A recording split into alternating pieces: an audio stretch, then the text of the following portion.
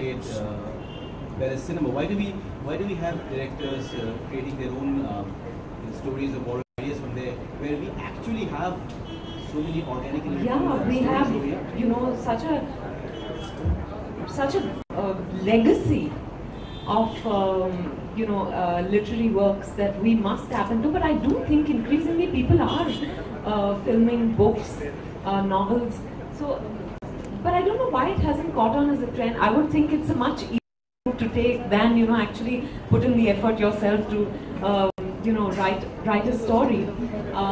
But it's interesting to know that a lot of book rights are now being bought, and people are, yeah. So I think it's a good time now. No, it's true. Like, I have my friends Ravi Subramanian, Mahendra Jakar. Their books have been bought. Their rights have been bought for things. Mine too. One of my books. So yeah, that's a trend that is happening. People are sort of moving. I have a lot of writer friends. Rekha is there. Rekha. Both they are like creating such great kind of movies. You know. So thank you very much for coming here.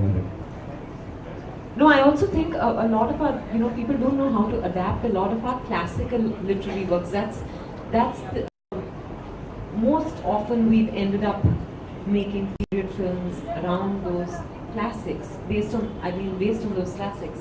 You know, contemporary literature is only now being delved into.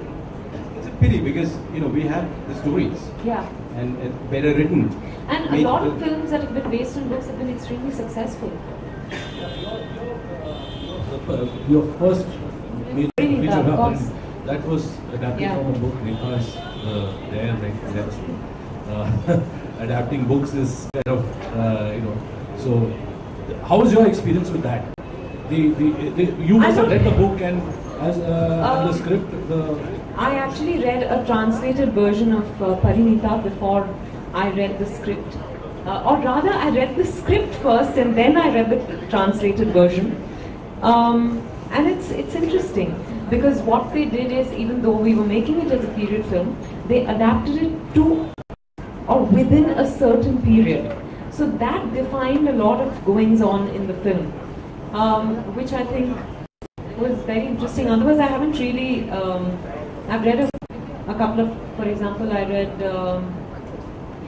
5 Point Someone before it got made into a book. So, you know. I'm just kidding. Yeah.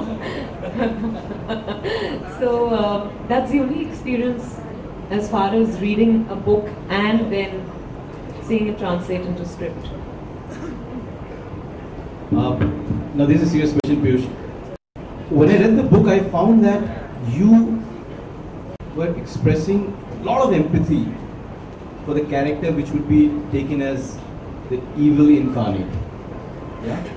More than his actions, you were actually delving into the way his mind is working, where he's coming from, and I felt compelled to protect him. Now, when you have so much empathy for your antagonist, the evildoer, does that somehow hamper with the objectivity of both the writer and the reader? So, you know what, I'm actually a graduate in psychology, and I've ever since I was in college, I have empathy for people who are mentally ill, and I've always held, and it's borne out that mental health in India is something which is not really looked at in all its seriousness.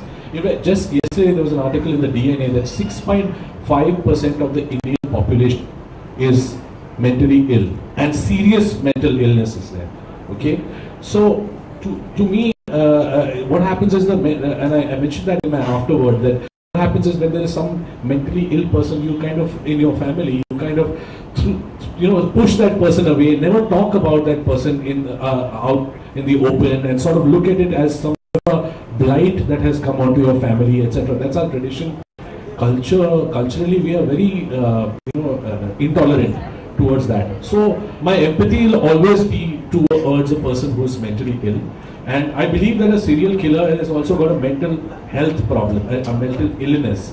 So my question is, where there is a person who is evil, his acts are evil, is it because he is an evil person, or is it because he is ill? We need to examine that. So, and that is basically a global phenomenon. people have been examining it all around the world, whether serial killers are actually bad people or they need our help. So that's the tack that I've taken. Of course, having said all that stuff, I write it inside a thrilling story, but that's like the underlying, takeaway from the book. Yeah. Vidya, as an actress, if you're given a character which is dark and despicable, I think, I can comfortably say that it's only now that I'm actually willing, maybe I'm ready to delve into my dark side as an actor. So far, if there were scripts where there were characters I was uncomfortable with, which were inherently dark, I would just shy away from them. But something, obviously, I guess it's called growth and evolution, that I now feel ready to delve into that side of my personality because I know it exists there. When I'm playing the character, I'm not sure I require that objectivity. I haven't played that kind of dark character so far, so I don't know how, I'll really work within that. But having said that, with every other character, when I'm really playing a character, I'm really invested in her. At that time, I really believe in everything that she does. So I lack objectivity at that time, which I think is fine. There's a hallmark of a good as actor. long as when I come back home, I know that if I'm playing a serial killer, I'm not going to. Yeah. No method in that. Thankfully, hopefully. Piyush,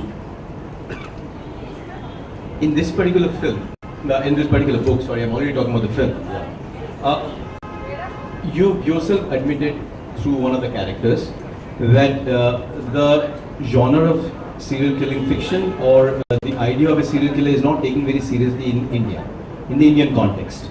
That they say that we do not have enough instances of serial killing in India, that it's American popular fiction based on either certain incidents which happen. More heinous than my own characters. The point that I was trying to make is that, look, it has just been ignored in this country. People always say, नहीं ये सब हमारे इधर नहीं होता है, वो सब अमेरिका में होता है. अरे इंडिया में भी हो रहा है. आप लोग, nobody is paying attention to it. The police don't have the forensic knowledge or let's say the forensic bent of mind to kind of map how to catch a serial killer and sort of see where similar modus operandi is. Like in the case of, I'll just cite a case. There is a person in Bangalore called Cyanide Mohan who killed 12 women at the same bus stop in Mysore. Okay, over a period of 1.5 years, in the same bus stop, in the same ladies' toilet of the same bus stop, okay, by giving them cyanide. But the police never put it together that there was a serial killer. 12. So the point is that nobody can, here the detection is very loose, and therefore my idea was also to bring out how Cyanide Mallika was a serial killer. The Gavit sisters, who are not mentioned in my book, but there are Gavit sisters in Pune who were serial killers. So there have been a case of a few women, but mostly it's a male domain. So we're coming to the end of our freewheeling session. Before we open it to the audience, we shall unveil another book. Yeah, actually, can we have the Q&A before? If there's any questions before? Vidya, please be seated. Okay. You also studied Raman Raghav, who's supposed to be the biggest serial killer. Yeah, I have actually. So and there's a film also done by Sri Ram. Sridhar Raghavan. Yeah, Sri Ram actually. Yeah, he did it's a diploma film which he did long back. Yeah, I saw that. Yeah, I did study that, and so he's the more known serial killer of that year. And Otto Shankar, and there are a few others, the Beer Man, the Stone Man and stuff like that. They have it. Stone Man is, but mine was like a very unique serial killer. Completely fictional. Yeah, mine was. Okay. One more question. There's a very important reason why I have but I cannot reveal it to you. You'll have to read the book to understand why I have used that title. And it's very important, very important. Thank you for asking. Ravi Subramaniam, best-selling author. Mike in the front, he would like to ask a question because he always asks questions. Thank you, Ravi, for joining us this evening. Thank you. Piyush, a couple of questions, quick ones. One, it's a very intriguing cover. And who's the model and what I don't know. It was done by the designer in Delhi in conjunction with me. So it's fabulous. And two, is it a part of the series or is this a standalone book? if it does well, then it will become a series. And No, are it's you standalone. planning to shift genres after this, or you've got? No, I'm planning to make a movie. यार अभी वो बहुत हो गया. 4 किताब लिख दिया. अभी फिल्म बनाऊंगा उसके बाद next book. But you have a contract with Westland, right? Yeah, my next book is also there. So I've done that already. So This last line in of the- yours can be expunged from the conversation. Thank you very much. We'll have to wrap up the Q&A. You can catch up 1:1 later. Now with, we're just going to open the book and we're going to have the unwrapping and unveiling of the covers to present to you. Raakshas India's